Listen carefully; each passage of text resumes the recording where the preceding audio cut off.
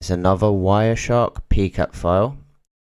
We're going to extract a zip out of it, and then we're going to use the hints in the pcat to work out what the password for the zip file is.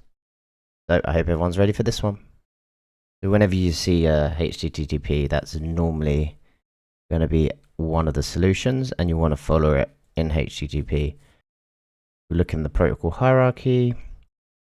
We can see media type, some text.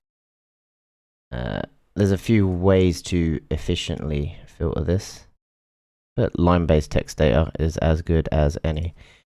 And obviously I already know the solution, so we're trying to give you the way I got there without taking too long. Obviously the unauthorized is never what we want, but this could potentially be the exploit we're looking for. Now they've used SQL injection, so that kind of messes up the second bit. But if we keep following the stream, the HTTP stream, we can see they've managed to use an SQL injection. We get to this bit and we can see it looks like some sort of zip file was downloaded. Now at this point, you can start messing around with all this, changing it, copying it and pasting it. But because it's HTTP, we should be able to just hit File, Export, HTTP, scroll all the way down until we find the zip. Hit Save, and save it there. Now I went a bit off on a tangent here and started trying to crack that file, that zip file, down a bit of a longer route. But whilst I was cracking that PK zip, went further into the TCP stream.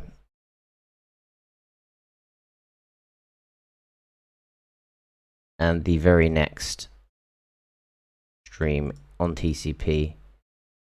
So you can see there's a back and forward conversation. And there we get to the first, what looks like and turns out to actually be an MD5 password. If you go through it, you can see he's got something from a database, so it would make sense it was an MD5 password. And he's sending multiple. So we've copied all those into a file. And we want to make a hashes file. Now one other thing I did do, it's always worth having a look at Crackstation, paste them in there and attempt to crack the hashes. When you do this, you can already see what is going on here. It's starting to work out the password.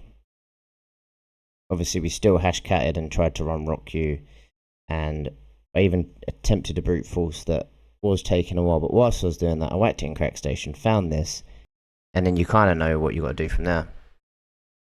And maybe you've seen it, maybe you haven't yet, but it's kind of obvious the way this is going.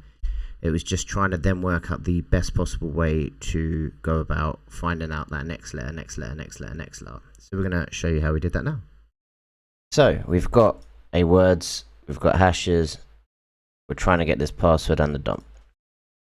Words is super. And then we're going to start trying to work out what that next letter may be with a hashcat command.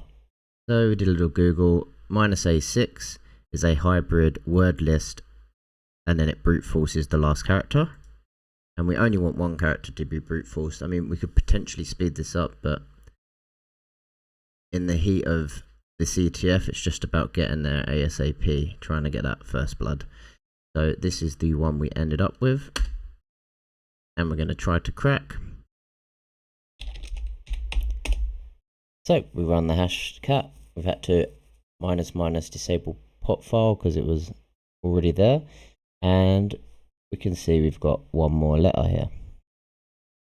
So this is not the quickest way of doing it, but it is a way of doing it, and then just run it again.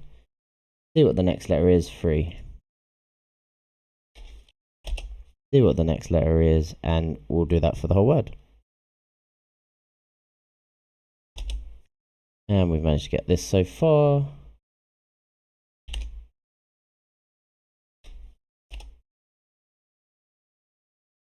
And failed. So this is the password for the zip. So we're going to just want to extract that here. I'm sure there's commands and stuff you can use. And we get a PNG. So we've got some further digging to do here as well. So far we've followed through Wireshark, we've extracted a zip file, we've got the password, we've got an image, and now we're going to have to do a final bit of steg note. It's a PNG. That means it's almost always going to be zsteg. Remember, you can tag on the A if it doesn't appear immediately. This was the UniVsThreats CTF 2025 forensics dark web, and the flag should be here. Remember to subscribe if you've enjoyed it, and see you later.